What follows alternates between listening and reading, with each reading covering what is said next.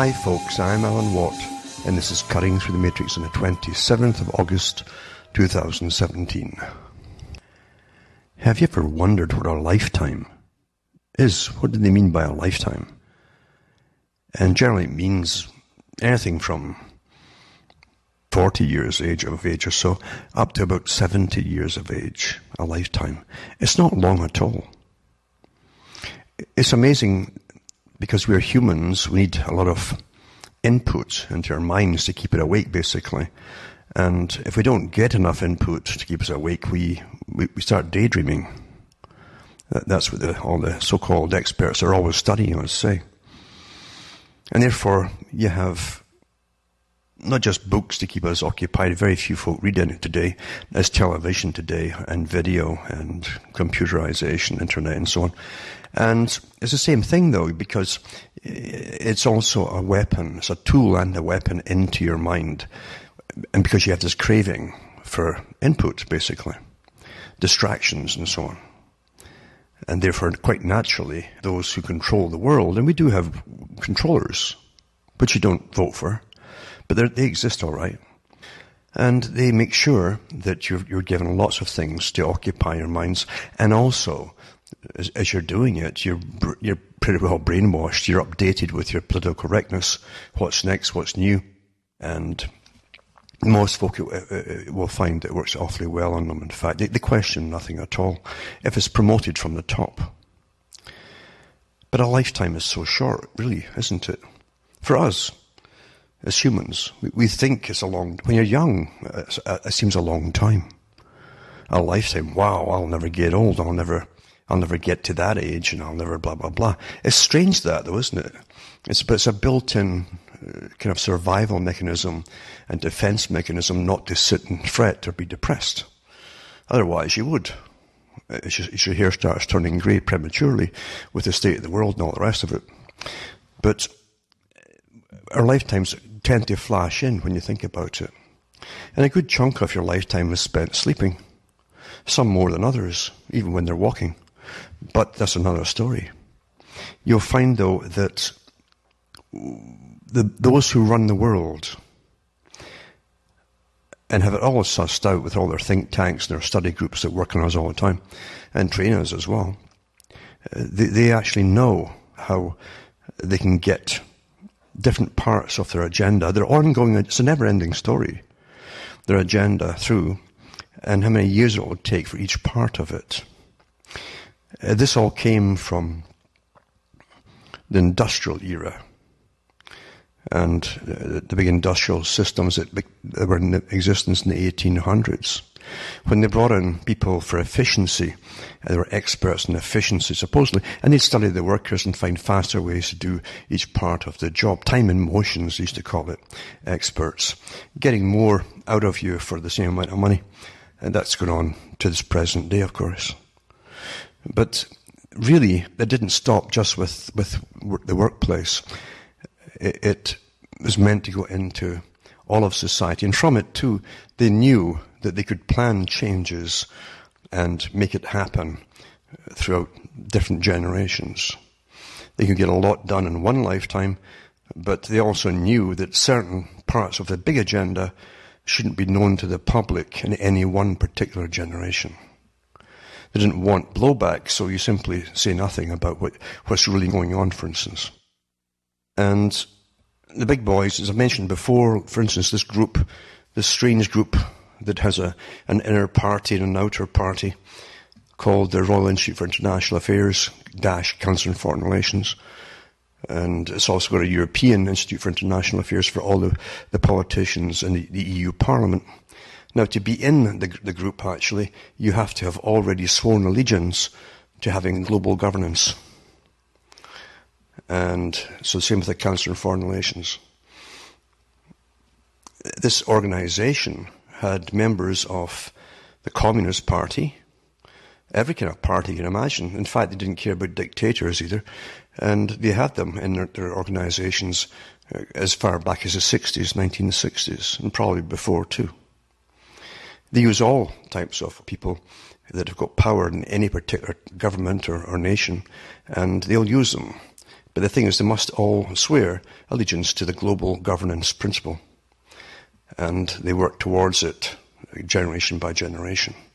A lot can be done in one generation, but as I say, especially when you keep the people busy or worried, or in wars, for instance. War is a great time for getting change through.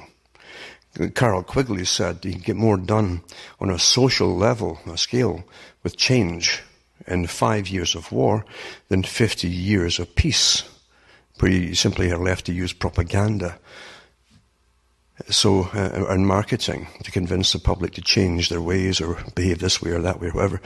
But under wartime scenarios, you can really ram things through, because under the guise of saving you all, they can basically take all your rights and freedoms away and make you even change your diets, which they certainly did during World War II. And that can all be done again too. And it will be done again, by the way, because they've already been pushing so much of their time and energy into getting the public to eat vegetarian meals, basically, and to do away with the meat industry, except for themselves at the top, because the ones at the top want the animal protein, because they say they can get far, far more from it than they can with substitutes, with nuts and all the rest of it. Anyway, that's a different story, but the fact what I'm getting at today is your lifetime is really a blip in time. And as you go through life, you'll always have this kind of halfway measure, this vague thing in your mind that this is where you're going to get to, and from then on, you'll start declining into old age. But it doesn't really happen like that at all. It comes on rather quickly into old age, I think, really. And you'll see yourself changing physically, and things don't get regenerated in your tissues or whatever it happens to be just as fast. Just like youngsters, you probably remember when you're young and you scrape your knees on gravel or something, and you get a good scab on it, and you can't believe, in no time at all, within a week, it's almost healed over, and there's no scar left. Well, that changes, even once you're into your late 20s, that's changing already. And if you do the same thing again, you're going to have a scar, and it will take longer to heal. Now, the main point that I'm getting to here is that you're kept busy your entire life with nonsense. A lot of nonsense, really, which is called news. You're never given the real reasons for why things are happening. Never ever pretty well.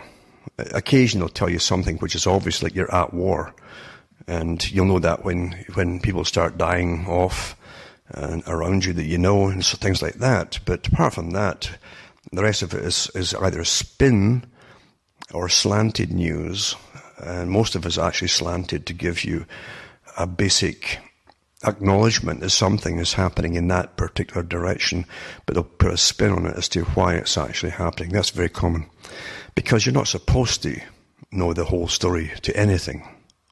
And that's why you're also given so much entertainment and distractions as well, to make sure your brain's quite happy getting all this stuff thrown at you of distractions, but you'll never get the whole story on anything. So that way you feel almost that reality is blending into this fiction thing, and you're just passing time. And that's what your life becomes, you're passing time. And pass time for most folk do that for their entire lives, rather than think about something until they are old. They'll simply pass time. And they wonder where the time went. And then if you had access to some of the government in Britain's cameras in people's homes, which they actually have in some folks' homes, by the way, and I've done the stories on them before, if you had them, you could sit and watch those folks from 20, 30 years as they get older and older, watching TV or passing the time, anything but sit and think about anything. They'll do anything at all except that. And that goes for most people. Plato talked about it. He said that for cities, which was the beehives for change, the artificial cities, basically, because people are not meant to be crammed in to these really non-productive, in a natural setting, and are non-productive societies. Cities exist to feed off everything around and outside of them, because they can't even feed themselves. Everything's brought into them. So whatever they're surviving on is an artificial system, and it's based on money. So the real natural system is either hunting, gathering, and a nomadic life, or a basic agrarian society where you would, in small groups, feed yourselves, and there wouldn't be any money. So a city really is the system in which we live today. So in an artificial system, where people are crammed together, you need a lot of entertainment, according to Plato, to keep the people happy. Otherwise you'll have revolutions and unhappiness galore, which always foments and causes mayhem eventually. So keep them happy, keep them entertained, and keep them full of really fictional things to think about. And that's why they had, plays going around, actual theatre plays and stage plays going around in ancient Greece, in a regular schedule too, to keep them all happy. And for maybe weeks or a month in between different plays, the people would do nothing but talk about what they saw and discuss it, etc. Just like we discuss television today in different plays or movies. Anything to keep you from talking about really what really matters in your life. Now, those who control the world make sure you got lots of distractions, as I say, while they themselves literally hire full-time people, professionals, from academia mainly. In fact, most of them are recruited in academia for different think tanks, and they work on different aspects of the big plan, the great work, the big plan for the world and for all of us. And they hire people on all the time as folk are retiring, and they've spent their whole entire career in these different think tanks. So they can get whatever the premise is, just like any foundation, for instance. If a foundation initially set off in 1800s to accomplish this particular goal, or say 5 different goals, and 100 years later they're still going, they will accomplish what they set out to do, because there's nothing to stop them. As they hire, retire, they eventually get things done. So they work in centuries. That's something to always remember. It's like China. I always think of China as being a good example of a nation which works in centuries, regardless of what seems to be the outward political system of any particular era. It really, in a sense, is unchanging, because those at the top of China, and China has its leaders too, and it's incredibly rich people as well, who are completely in cahoots with the rich folk who own the rest of the planet. That's why it works so well, this communist idea. It works awfully well because people will obey their government in a collectivist type society. It's ideal for capitalists, where the people will obey and put up with terrible conditions, working conditions, when compared to the West. That those at the very top can get the utmost incredible, massive profits for the few. And so it's a fantastic capitalist venture. But China itself has a way of working down through centuries. When you go into Indochina and other places, and Malaya and so on, old Malaya and Indonesia, you'll find most of the dominant people who run their countries financially and in business are pretty well, the vast majority are actually Chinese, even though many of them haven't even been in China. They were born in these other countries, but they still hold dearly to their own traditions. They teach their own language, they teach their own schooling, they teach Chinese history, and they're awfully successful working with each other. And that's the Chinese way, rather than a military way of invading countries. They can actually expand in a peaceable way, compared to the West, which tends to do it rather quickly, then suffers just as fast as well, actually. But anyway, China's a good example of working down through centuries. That's what they call it, sleeping dragon at one time, because it can sleep and snooze, but the mind is ticking away during all these centuries, always ticking. And it's a good analogy of how the system works for the world, because, as I say, these foundations that we have in the West work in a similar fashion, with always planning towards a big agenda, where they want to be in 50 years' time. Just like that's where the whole idea from United Nations came from, like 5-year plans, 10-year plans, 50-year plans. Same in communism. all came from this particular group that we know at least existed in London and probably other places beforehand too.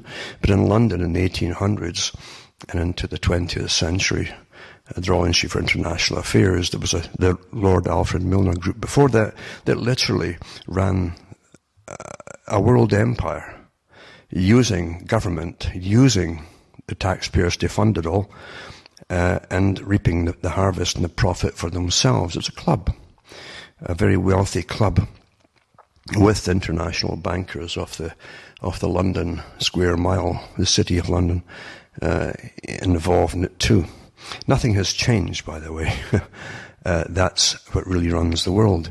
The idea of money, everything else in the world runs underneath the shadow of the capstone, because the capstone is at the very top of this. Money. If you run money, like Rothschild said, give me the charge of a nation's wealth, and I care not who makes its laws, because obviously you'll make its laws.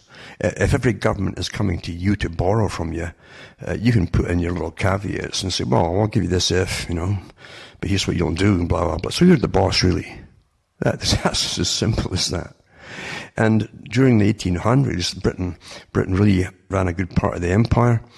They had the people working furiously in making armaments, shipping, for the navy, and so on and so on, and armies across the world. They always kept a lot of work to the minimum, and back home in their countries kept unemployment to a good high rate to make sure that there was lots of people for cannon fodder.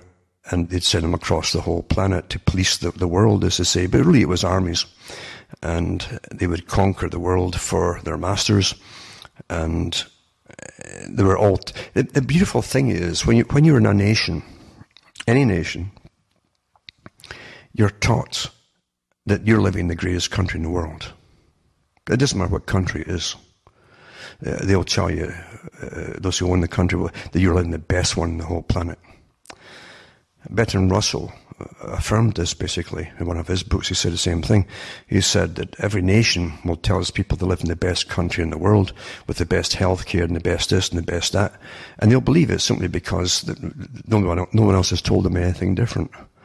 And that's how it works. Every people who go into militaries in every nation believe they're living in the best country. And they're made to believe they're part of something. That's a trick too.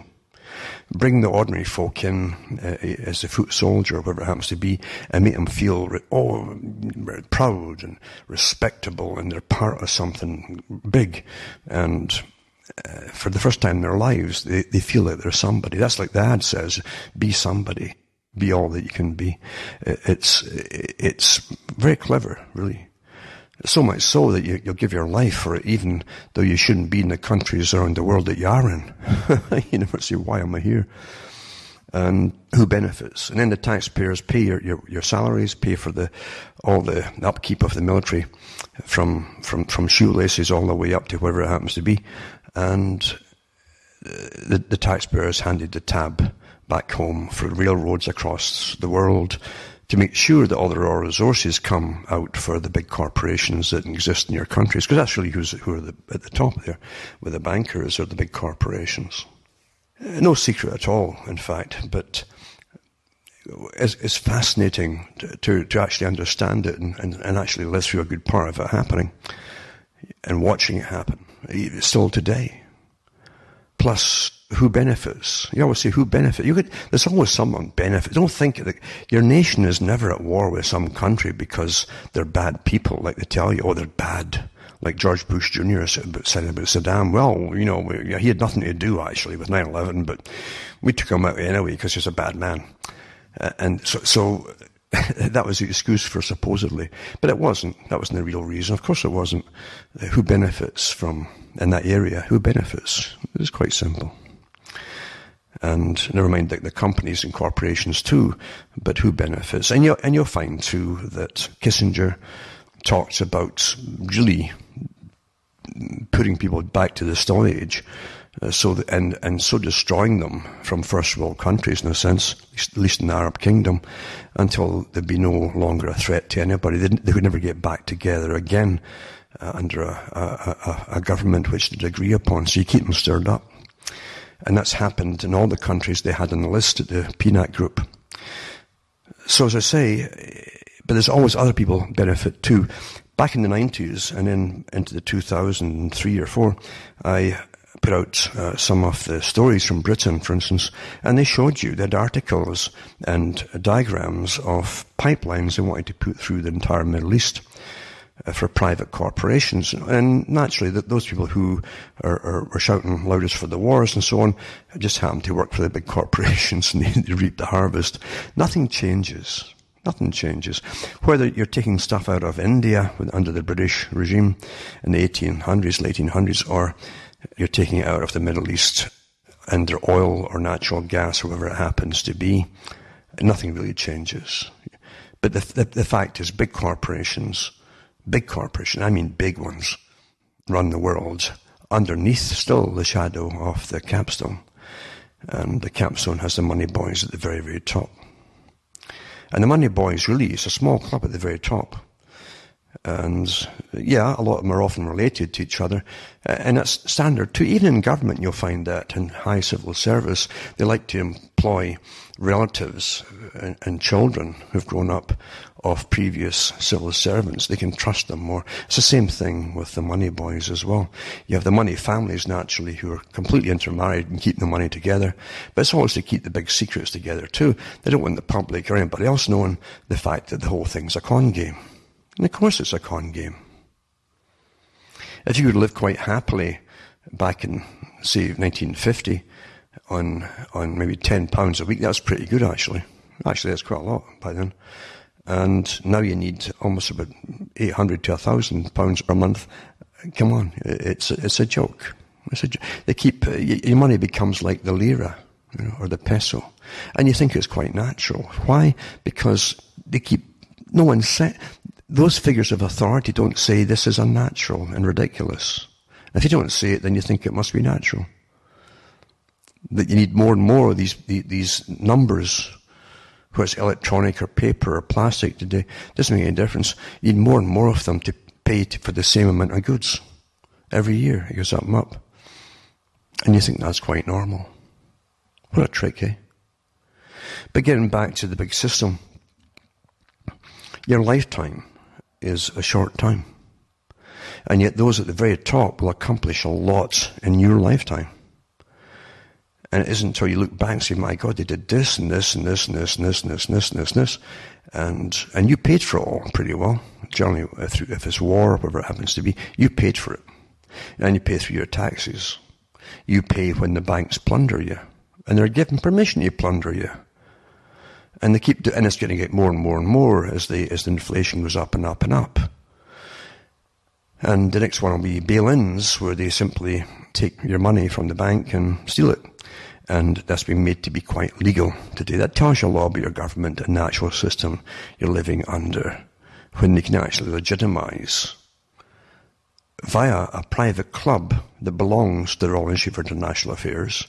Remember, the Royal Institute for International Affairs - Council on Foreign Relations set up the World Bank. They set up the IMF. They set up all these institutions to run the world. And they're private. And they're privately owned, all these institutions. You pay money into it. Your nation will, but they're privately owned. And they're not there for charity either. Anything but. But the World Bank gave them all the permission, and your government's all signed into law, that the next time it happens, the next time they con, and steal all the mortgages and stuff and start flipping them all like crazy like the last time, then rather than just get the bailouts by the taxpayer, they can actually steal the money off the depositors, and that's called bail-ins. But mind you, when you read through it, they're allowed to do both then. They got it always. Come on. Your government's looking after you. When they okayed, every country signed on to this. So they all signed on that the next time they're going to steal all your money, and that's okay. And you people will go out and vote again. Next time. Well, they say you never learn, eh? But we're living truly in massive changes as we go down through this phase we're in today. Nothing's happening today that wasn't planned a long time ago. Nothing. The massive immigration, was planned a long, long time ago, right down to the time they start to open the borders up and really let them pour in. Planned a long time ago. And many, many excuses and reasons given for it, of course. But also, it's curious to see that happening, and all the ridiculous excuses are given the domestic populations. Well, there's not enough of you having children, which is nonsense too, by the way. It's just they don't have a lot of children. There's plenty getting born. But if you don't look for the truth from the born liars at the very top. They have agendas, and it's when they've got agendas to push through, then any lie won't do. Or any collection of lies will do. Because at the same time they're telling you that, they've got articles out in Australia, propaganda pieces telling the people, oh, how wonderful it is to have one-child families. Well, which is it? Make your mind up. There's not enough of them, or you want them to have less. Huh? Well, they're getting Australia ready and New Zealand ready, whether they know or not. I'm telling them now anyway, that you're all going to get lumped into the one-child policy of China. Because the Institute for Pacific Relations, which is part of the Royal Institute for International Affairs, who set up that whole region area a long time ago, and who is still working on it, planned it that way, that China would be the dominant partner in that group over there. And so then we have the Americas group. They're still not really lagging behind. They just pretend you still have nations, but technically, you don't really. And so you got the three trading blocks for the world: Europe, the Americas, which also incorporates the Caribbean countries, and you have the Far Eastern group as well. That's how it was planned a long time ago. Karl Marx talked about it, by the way, for those who think it's all a recent idea. And you'll find that the same organizations I'm talking about run all sides, and they ran communism. They also backed Nazism for a while, to watch it and study it, because they do like this collectivist idea of a population doing what they're told. Uniformity is what they like. And that's also what they had in the communist system, where the individual doesn't count at all. That's the whole message of communism. You're all a cog in the machine, and you do your part, but you technically are not worth anything as an individual. The collective is what matters. Nothing has changed.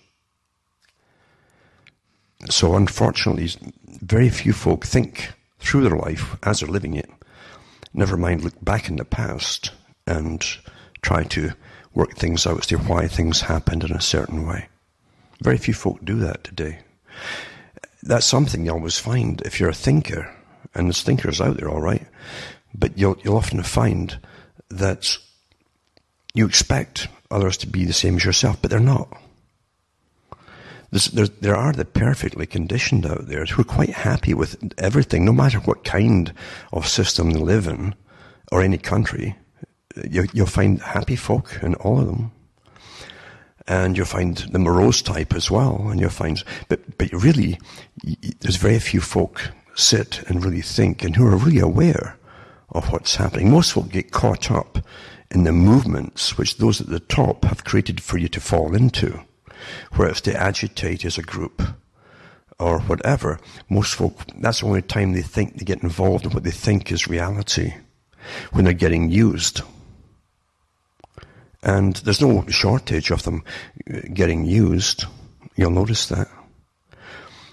You got to go back to Bernays. Mr. Bernays, who was the nephew of Sigmund Freud, who were both involved in the same movement, actually. And it's a movement that really planned to change the world and eventually dominate the psyche of the people. Bernays was going to do it through making them buy things which big corporations wanted them to buy. At one time, for instance, Bernays did work for companies that they would have to put out their different products, automobiles or whatever, or even lawnmowers, and tell you why you should buy this. And the old ads are fantastic when you look at them, really, because the people come on pretty somber. There was no crazy zany stuff. They had to, here's the product, here's a guy looking very respectable, and he would tell you why you should buy this product. And by that, he would go into the work that was put into it, and the materials, etc., and so on. And the word got around very quickly amongst people in those days as to, well, that's a good product, I've got one of them, blah, blah. It would travel so quickly, that kind of, and that's how they sold things.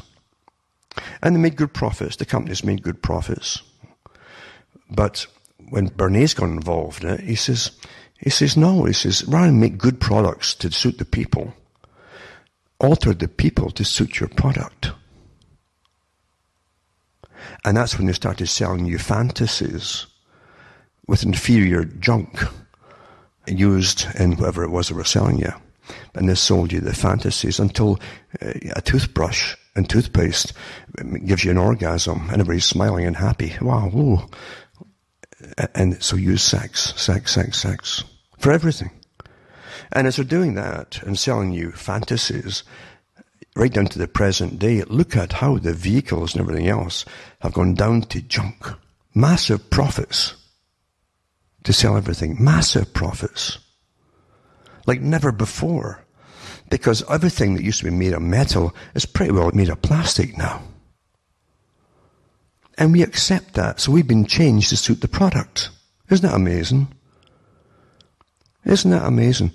Last weekend, I had to go into town. And I just drove into a car park. I was going to drive away. I started the vehicle. And yeah, the gear shift would just go up and down through the range, but it wasn't registering on the dash and it wasn't engaging the gears. I thought, and it was a pouring wet day, of course. I thought, well, here we go. And what it was, I pretty well suspected it because the darn transmission gave me problems less than 2 years ago. It cost me a stack of money for the darn thing. But they didn't put new parts on the different linkages and so on. And it was a linkage underneath the floor where it had come off. And, it's hardly any room to get underneath this particular vehicle at all. And a temporary fix was made on it to get me home. And then when I managed to look up what went wrong with it and see what it was, a plastic thing, a pop-in plastic thing is what keeps the gear shift lever at the bottom engaged with the cable transmission underneath the car. A plastic right next to the exhaust pipe.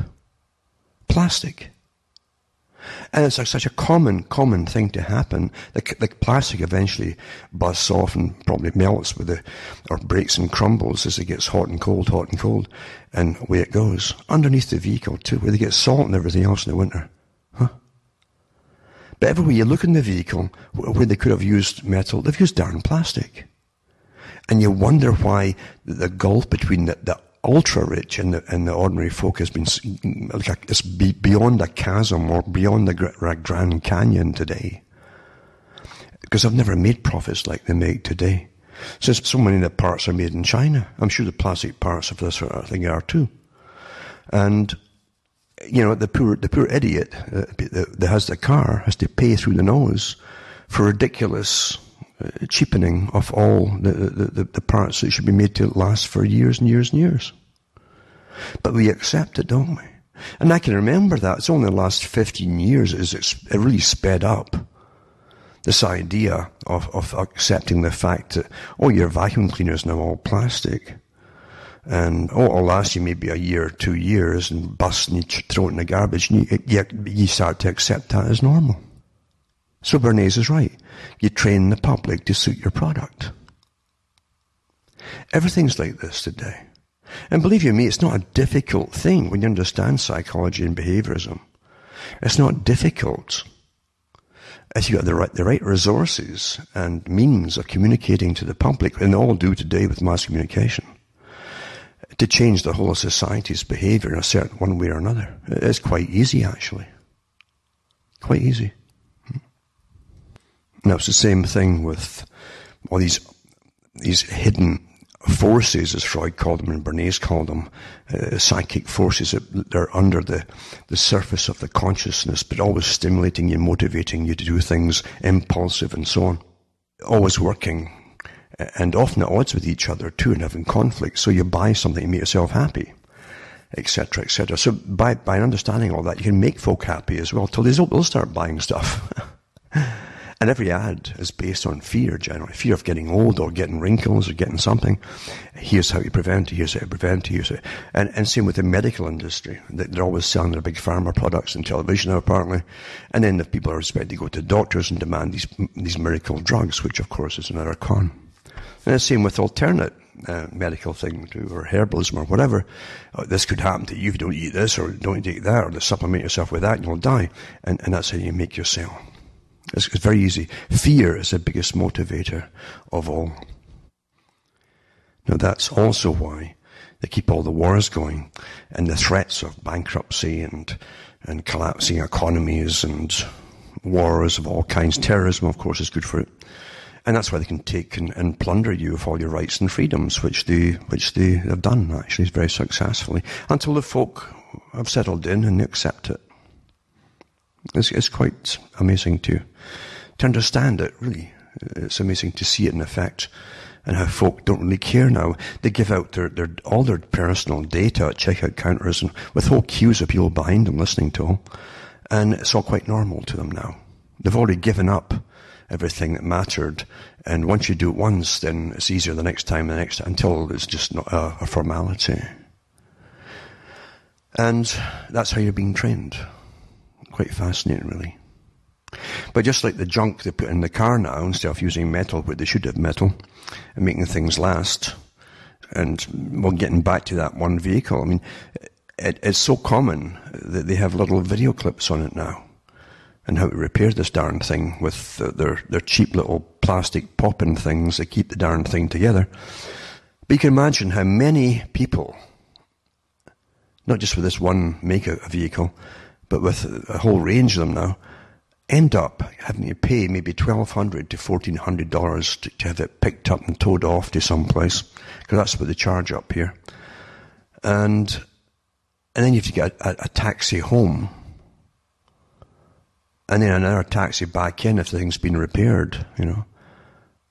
All because a cheap piece of garbage that shouldn't even be seen in a vehicle. It shouldn't be anywhere near a vehicle.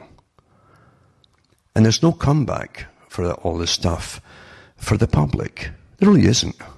Because big business is in cahoots with government, and we all know that, for goodness sake. Come on, let's not kid ourselves. Let's stop kidding us. Oh, we have the rights, oh, come on. Says who? Again, back to Bertrand Russell, you'll believe you live in the greatest country in the world because your government will keep telling you so. Well, you take, for instance, the Lord Alfred Milner group that I've mentioned so many times. It was a very secretive organization. At one time, they didn't know what to call it. People had an idea existed, even in British government. Winston Churchill, for instance, he was out the loop at one point. He mentioned in Parliament, he says, who is this group that's making all our laws, who are bringing us into wars, etc.? And they're private. And of course it was Lord Alfred Milner. And part of their idea too was when they took countries over with the British Empire, apart from getting the public to pay for it all through taxes and so on, so government was awfully useful for that.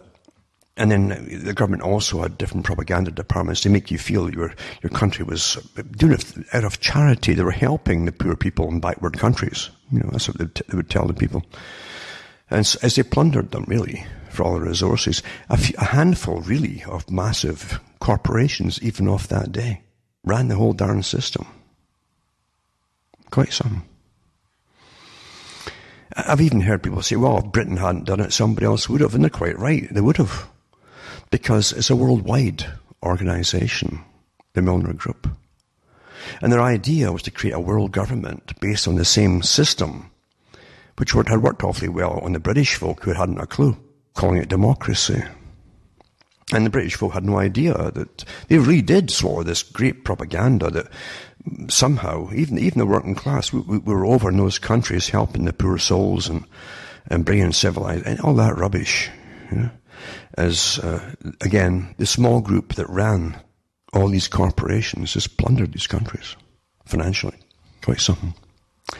And the idea was eventually, which they had already planned too, after World War II, for instance, they really put into action, they would start to basically give them what appeared to be a kind of independence. But they still call it today Commonwealth of Nations. It was Lord Alfred Milner that came up with that slogan as well. Rather than British Commonwealth, a Commonwealth of Nations. But they didn't want to pull out of the countries until they set up the same system of government as Britain, for instance.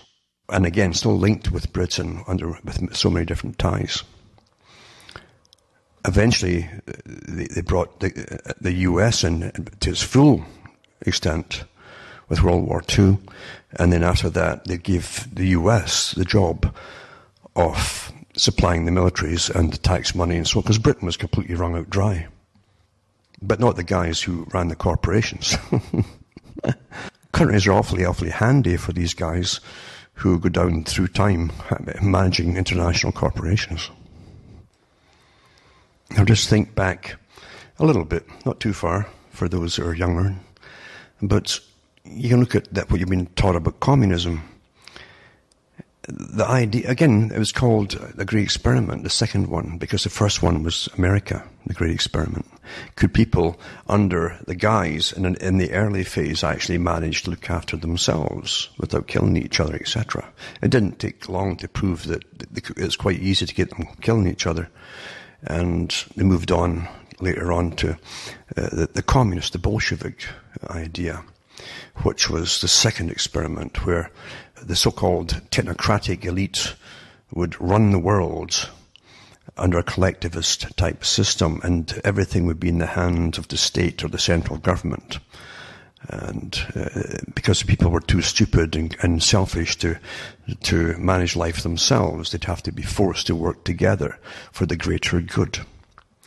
And when you look at the Soviet system, when it was really coming into, and don't forget the Soviet system and the Soviet countries, the Russia, we in the West, you see Canada and the States especially, fed them right until the Berlin Wall fell. The greatest enemy you fed. Think about that. In fact, Canada, the Canadian government and the US government used to compete and even spy on each other and intercept each other's calls and plans and so on, as they vied for the contracts for selling grain to Russia. That was happening in the 90s and in the late 80s. Now, you go back to the Great Depression. Again, the big banks plundered them. Poof. Money doesn't disappear, because money consists, when everything goes bankrupt, in real businesses and machine shops and things like that, and factories even. So they don't disappear. Someone gets them all. And the big bankers do. And then, of course, they can resell, etc. It's awfully lucrative to have bank crashes every so often. And then we bail them out and all the rest of it. And now they can steal your money as well. Wonderful, isn't it? And how come, as you progress, as they call it, progress, that doesn't, it gets worse actually. And they get more freedoms and rights to do it again. It tells you an awful lot. But anyway, look at government today, and look at the organizations that rampage through the world with their color revolutions, working either with the CIA or on behalf of the CIA and MI6 and maybe even the Mossad too. I think they're all combined, all these organizations, myself. Because George Soros is untouchable, and he definitely has been using his groups, well-trained, funded groups with headquarters over in some of the old ex-communist countries, where they train these people. They had articles in the early 200s about them training these people to go into the big demonstrations, the anti-globalist demonstrations, wearing the black gear and so on. Television had programs on them, and they trained them how to start the riots, etc., and get all the crowds involved in the rioting. You only need a few to get it started. It literally is basically a more advanced form of anarchism, trained anarchists. But really with a goal of what they want to get out of it in the end. And nobody stops them. If you were to set up an organization that says, okay, we're going to have mass demonstrations and riots, you would be in the slammer so fast. But how come Soros can get away with this kind of stuff? He's only one of them, as I say. And it's because they're completely interwoven with what's called, this organization called the CIA, which is compartmentalized, remember. There's no doubt about it in my mind at all. And so you go into that. Then you go into, as the bank crashes in the 1920s and 30s, and Roosevelt got in, FDR, and Roosevelt was thanked and praised by the Soviets, and Stalin did it, for creating a similar system for getting the people back to work with these mass armies of workers. There's a name for it too. The taxpayers funded them, of course, to build roads, and they worked in the forestry and things like that. The same as they did in Russia, where the state was in charge of everything. And it's so similar, it's uncanny. And it's not by chance either, by the way. And then during World War II, don't forget too, in Russia, everybody, including the school children, had to do so much time on the land, in farms, etc. And they were doing the same thing in the Western countries into World War II, and beyond that, actually, in Britain. The land armies and things like that. And the children, too, they got time off from school to work on the land and the farms. They were encouraged to do so. That's not by chance, folks. But you don't call it communism when it happened in Britain, It was looked upon with a good face, just like the people in Russia would look upon a good face of them doing the same thing in their country. Terminology can really confuse you, And then again, if people don't use the right terminology, you won't connect it. But anyway, the New Deal was a new system, different from the old system of the Constitution of America, for instance. It was called the New Deal. Here's the New Deal. What happened to the old deal? That's what it was. But anyway, World War II brought a lot of them out of the countries out of the Depression, only because they used all the tax money of the public to build wartime factories for armaments that then were handed to the big corporations after the war, some of them even during the war, who kept hold of them after the war and started supplying other things for the general public. But during that period, too, they'd already planned at the Royal Institute for International Affairs to bring in this global system and eventually build up China and move everything over to China. The plan never stops. Never stops. And the public pay for all. And now that it's time that we're in the 21st century, remember, this is the century of change. I've mentioned this so many times, and I don't know if people really, really get what I'm talking about. All the big plans of socialism, communism, academia, the planned society, the scientifically run society, was to happen in the 21st century. The century of change. And you're seeing across the world right now, organized, and I mean very organized, demonstrations and demands to knock down all the past of the old system and start anew. But don't call it communism. They won't call it communism. And communism is a handy tool of the capitalists, as they say. They love a system where there's no parties except one, the party in power, like they have in China, and everybody obeys it. It's a perfect society. Do what you're told. Right now in Australia, and I'll put the article up too, they have articles, again, public relations for that, for getting them ready to get absorbed. And isn't it good to have one child family? It's really beneficial, yada, yada, yada. And at the same time, you've got this double speak where there's too many of you. There's too many of you. Or there's not enough of you. There's not enough of you. And that's where they've got to bring in all the immigration. Well, which is it? Which is it here? There's a war upon the people. And the war will have everybody across the world involved, but definitely the European peoples have been targeted massively for a long time. And they're going under without much of a hiccup, actually. And don't think even that the people coming in through the war-torn countries are going to overtake it and somehow have some Islamic State in the future. The boys at the top, if they had Islamic State, it's to suit the ones at the top, not to suit the Islamic people themselves. And they will bring down Islamic peoples as well, gradually, into sterility, like they've done with the West, with the food and various other means of doing so. And they will destroy their cultures with the TV and the pornography and drugs and everything else. It was awfully successful on the European countries. It's already happening, actually, in different areas. And they have different help organizations for people whose families are in trouble with all of these things. And no people really are of any better, are in a better category than other people. Everybody's getting their turn here to be used and then tossed aside. It's a world war, remember. And in this system of the future that we're going into, we're always going into the future, they plan to drastically, worldwide, reduce the populations. And you might think, oh, that'd be a long time away. As I say, how long is your lifetime? That's not very long. Look at all the changes you've seen already in your lifetime. And they did not happen by chance. Nothing happens unforeseen. Big business employs so many people to always try and project what they see coming down the pike. Well, the world agenda, the big boys at the very top, have lots of specialists constantly, like panels and teams of them. Teams of them, some think tanks, there's more bureaucrats in the think tanks than you have in your federal government for some countries.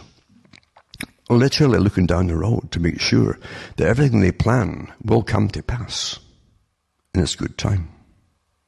And they're quite right with most of it. And that is the present, really, and going into the future, is again the technocratic expert elite running on behalf of the true elite at the very top, the dominant minority, the world, and they run the world in a communistic fashion, socialistic fashion. That's quite something. Now, I'm just going to touch on a few articles before I get off here. Time really flies in. It's so true. It really flies in. But I want to just touch on some of these things. Look up, and I'll put links up, alphabet agencies. It says the alphabet agencies, also New Deal agencies, were the U.S. federal government agencies created as part of the New Deal of President Franklin D. Roosevelt. The earliest agencies were created to combat the Great Depression in the United States and were established during Roosevelt's first 100 days in office in 1933. William Safire notes that the phrase gave color to the charge of excessive bureaucracy. Democrat Al Smith, who turned against Roosevelt, said his government was submerged in a bowl of alphabet soup. That's where the term comes from. And many of the people in Roosevelt's cabinet, as we all know, were communists. But the CFR, as Quigley talked about, being their historian for them, we don't mind the communists and we don't mind dictators and so on. We have all of these people in our organization, for those who haven't quite figured it all out. It says in total, at least 100 offices were created during Roosevelt's time of office as part of the New Deal. And even the Comptroller General of the United States, who audits our government's accounts, declared he'd never heard of some of them. He never heard some of the accounts. But anyway, it goes on and on and on. And they came out with all these different organizations, as I say. I'll also put up an article, too, to do with the Works Progress Administration, which came in 1939 as the Works Project Administration, and it was part of the American New Deal Agency, employing millions of people. So the state was employing millions of people to do public works projects and so on, very similar to the and again, because it didn't say it was communist, because in the communist system, remember, the state employs everybody and supposedly pays everybody too. The whole joke being that they pretend to hire you and pay you, and you pretend to work. That's what they mean by the Soviet system. Also, I want to put in something else too. An article that says big US banks could see profits jump by 20% with deregulation. And for those who are wondering about things, JP Morgan, Morgan Stanley would be the biggest beneficiaries, as always. And Goldman Sachs and all the rest of them, of course, too. The deregulation could add up to $27 billion of gross profit, the 6 largest US banks, lifting their annual pre-tax income by about 20%. JP Morgan Chase and Company and Morgan Stanley would benefit most from changes to post-crisis banking rules proposed by Donald Trump's administration, with pre-tax profit jumping 22%. And it's all based on discussions with analysts and the bank's own disclosures. Goldman Sachs Group Inc. would have the smallest percentage increase, which is about 16%. And this is what they're doing with deregulation again, of course. Also, this article here, Goldman Sachs' real enemy in its Washington mission, it says here. When not Lord, but it's almost close to it, isn't it? Lloyd Blankfein, Goldman Sachs chairman and chief executive, arrived at the Rayburn building, Capitol Hill, in 2010. He was battered and bruised. At the time, his bank was viewed as a vivid example of Wall Street misbehavior. I like how they say it's just misbehavior. In the previous months, it had been sued by regulators, flayed by lawmakers, and then damaged by the passage of Dodd-Frank. Mr. Blankfein was going to meet its co-authority, Barney Frank, and so on. And it gives you the whole story of that part in it that we had given to us at the time. But it's to show you that if the Obama years were a harsh time for Goldman Sachs in Washington, the election of Donald Trump has provided a new opening. Not only does the president regularly rail against job-killing regulations, he's made 2 Goldman alumni his point men on financial regulation. And we've got Gary Cohn right now. We've got this massive set of regulations built to regulate all banks as if they're equal. But again, yeah, it's business as usual. And everything goes full ahead for the money boys.